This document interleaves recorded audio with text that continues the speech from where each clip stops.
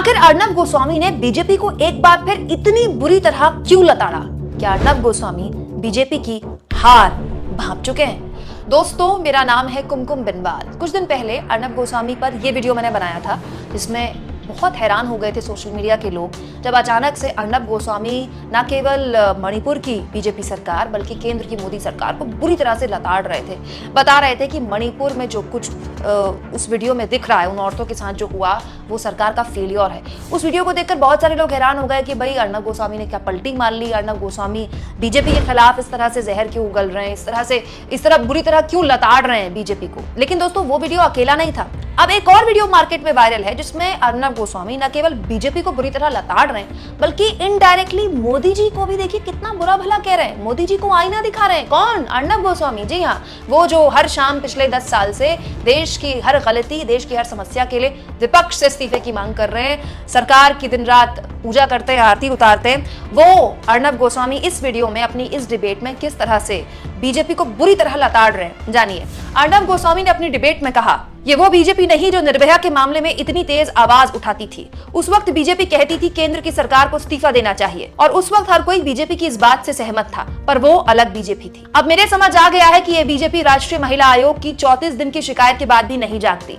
ये वो बीजेपी है जो औरतों के नंगा परेड कराए जाने पर भी आरोपियों को नहीं ढूंढती। ऐसा करने के लिए उसे 77 दिन लग जाते हैं। ये वो बीजेपी है जहां औरतों को पुलिस ही भीड़ के हवाले कर देती है और वो बीजेपी ऐसे किसी एक पुलिस वाले के खिलाफ एक्शन नहीं लेती। ये बीजेपी इस मामले को राष्ट्रीय सुरक्षा का मुद्दा तो बताती है, लेकिन फिर भी बीरेन्द्र सिंह जैसे को मणिपुर का सीएम बनाकर रखती है। ये बीजेपी तो इस मामले में संसद शुरू होने के एक रात पहले संज्ञान तब लेती है जब उसे राजनीतिक तौर पर ये मुद्दा प्रभावित करने लगता है। अगर संसद ना चल रही होती, अगर राजनीतिक नुकसान ना हो रहा होता तो शायद आज तक कोई एक्शन हुआ भी ना होता।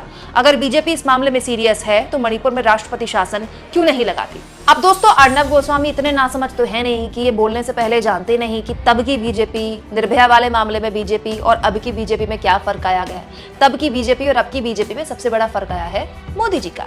आज की बीजेपी मोदी जी की बीजेपी है, पर मोदी जी के आज्ञा के बिना, उनके इशारे के बिना बीजेपी में पत्ता भी नहीं हिल सकता। तो फिर अर्नब गोस्वामी लगातार बीजेपी के जरिए क्या प्रधानमंत्री मोदी के लिए ये सारी बातें बोल रहे हैं? प्रधानमंत्री मोदी को चैलेंज कर रहे हैं कि अगर बीजेपी इस पूरे मामले में सीरियस है तो बीरेन्द्र सिंह का इस्तीफा क्यों नहीं लेती, जबकि बीरेन्द्र सिंह खुद कह रहे हैं कि आला कमान ने मुझसे कहा ही नहीं इस्तीफे के लिए, नहीं तो मैं तो इस्तीफा दे देता।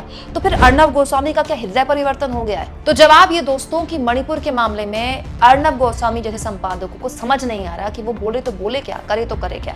पार्टी की तरफ से स्टैंड तो मिल चुका है कि जब जब मणिपुर की कोई बात करे तो आप राजस्थान का जिक्र कर दीजिए, आप छत्तीसगढ़ का जिक्र कर दीजिए।